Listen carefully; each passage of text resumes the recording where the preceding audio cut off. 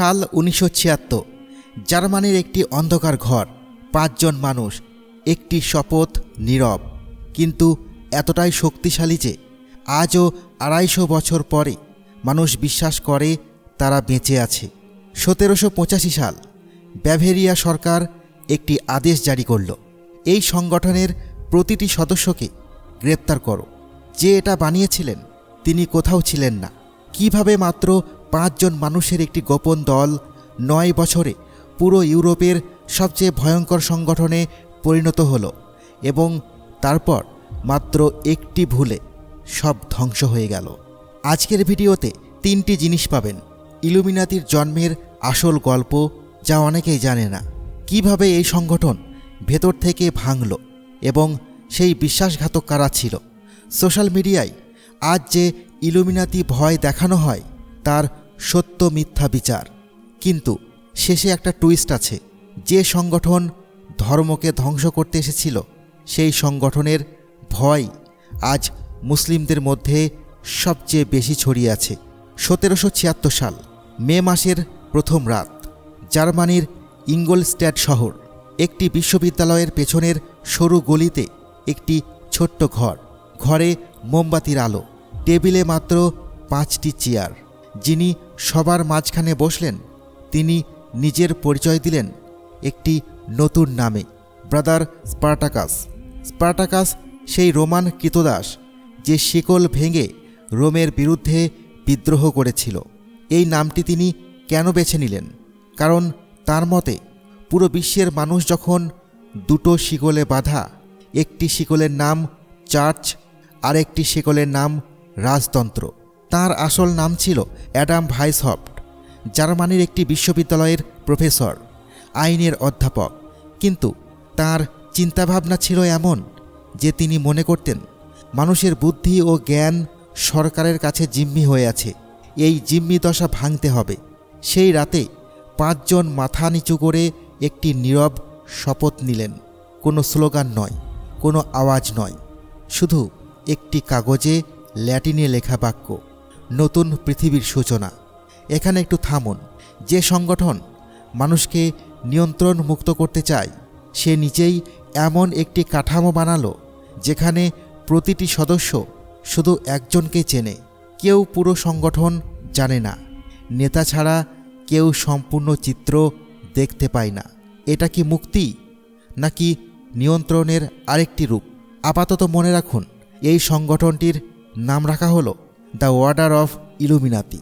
Illuminati অর্থ যারা আলো পেয়েছে, কিন্তু সেই আলো ছড়াতে গিয়ে তারা যা করল সেটা ইতিহাসের সবচেয়ে চমকপ্রদ ফাঁদে পড়ার গল্প। 5 জন থেকে 2000 জন মাত্র 6 বছরে। সদস্য নেওয়ার প্রক্রিয়াটি ছিল চমৎকার। যোগ দিতে হলে আপনাকে আগের একজন সদস্যের সুপারিশ লাগবে, তারপর পরীক্ষা, বিশ্বস্ততার, বুদ্ধিমত্তার।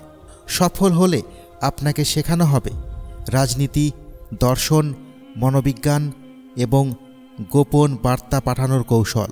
1782 সালের মধ্যে সদস্য সংখ্যা 300 ছাড়িয়ে গেল। তার মধ্যে মাত্র 20 জন ছাত্র, বাকিরা বিচারক, প্রফেসর, বুদ্ধিজীবী, তৎকালীন সমাজের সবচেয়ে প্রভাবশালী মানুষ। এতক্ষণে বুঝতে পারছেন কেন এটি শক্তিশালী হচ্ছিল। এরা সাধারণ মানুষ ছিল না, এরা ছিল তারাই যারা সমাজের সিদ্ধান্ত নেন, বই লেখেন, বিচার করেন।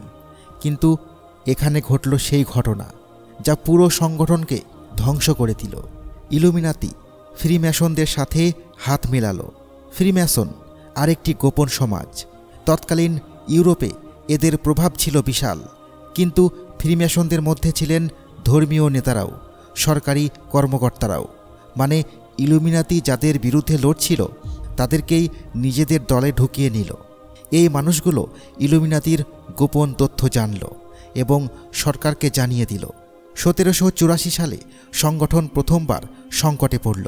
1785 সালে ব্যাভেরিয়া সরকার আনুষ্ঠানিকভাবে ইলুমিনাতিকে নিষিদ্ধ ঘোষণা করল। সব সদস্যদের গ্রেপ্তারের আদেশ দিল। ব্রাদার স্পার্টাকাস, প্রফেসর অ্যাডাম ভাইসহফট রাতের আধারে দেশ ছেড়ে পালিয়ে গেলেন। সব কাগজপত্র সরকারের হাতে এলো। এখন মনে হতে পারে ইলুমিনাতির আসল ইতিহাস এখানে শেষ। 1776 থেকে 1785 সাল, মাত্র 9 বছর। কিন্তু এর পরের গল্পটাই আসল রহস্য। কারণ 1785 সালের পর থেকে ইলুমিনাতি মরল না, বরং এর সংগঠন আরও বড় হলো। আজ 2026 সালে যদি কেউ বলে ইলুমিনাতি আজও আছে, তার কাছে একটাই প্রশ্ন করুন, প্রমাণ কি? কারণ 1785 সালের পর থেকে আজ পর্যন্ত এই সংগঠনের সক্রিয় থাকার কোনো একটি শক্ত প্রমাণ নেই। তাহলে এত ভয় কোথা থেকে এলো? 3টি উৎস। 1. উপন্যাস। ইলুমিনাতি নিয়ে একটি বিখ্যাত কল্পকাহিনী প্রকাশ পাওয়ার পরই এই গুজব ব্যাপকভাবে ছড়িয়ে পড়ে। মানুষ ফিকশনকে ফ্যাক্ট ভেবে ফেলল। 2. ডলারের নোট। $1 একটি চোখের প্রতীক দেখা যায়। দাবি করা হয় এটি ইলুমিনাতির চোখ, কিন্তু এই প্রতীকটি আসলে আমেরিকার ঐতিহাসিক শিলের অংশ। ইলুমিনাতির সাথে এর কোনো সম্পর্ক নেই। 3. Social media. ভয় বিক্রি হয়, ভয়ের ভিডিও ভাইরাল হয়, কেউ কোনো হাতের ইশারা করলেই ইলুমিনাতির সাইন বলা হয়। এইসব দাবির পেছনে কোনো গবেষণা নেই, কোনো প্রমাণ নেই, আছে শুধু ভয়। এবং ভয় যে কারণে তৈরি হয় তা হলো প্রশ্নের উত্তর না পাওয়া। যখন সরকার সব কিছু গোপন রাখে, যখন প্রতিষ্ঠান স্বচ্ছ থাকে না, যখন খারাপ ঘটনার কোনো ব্যাখ্যা পাওয়া যায় না, তখন মানুষ দাবি করে কাউকে না কাউকে। ইলুমিনাতি সেই কেউ একজন এর জায়গায় বসে গেছে। একটু ভাবুন, আল্লাহ কাউকে অঢেল রিজিক দিলেন, খ্যাতি দিলেন, এবং আমরা বললাম সেই ইলুমিনাতির সদস্য। মানে আল্লাহর নিয়ামতকে শয়তানের পুরস্কার বলছি আমরা। এটা কি আল্লাহর প্রতি সুধারণা নাকি বদগুমান? ইসলামে ইলুমিনাতির কোনো উল্লেখ নেই। দাজ্জাল আছে, কিন্তু দাজ্জাল এবং ইলুমিনাতি এক জিনিস নয়। এই দুটো মিলিয়ে দেওয়ার পেছনে কোনো দলিল নেই। ইলুমিনাতি আছে কি নাই তা আল্লাহ ভালো জানেন। কিন্তু যা নিশ্চিত তা হলো যে ভয় আজ মুসলমানদের মধ্যে ছড়ানো হচ্ছে ইলুমিনাতির নাম করে, সেই ভয়টা একটি নিয়ন্ত্রণের অস্ত্র। যে মানুষ ভয়ে থাকে সে চিন্তা করতে পারে না, যে চিন্তা করতে পারে না সে প্রশ্ন করতে পারে না।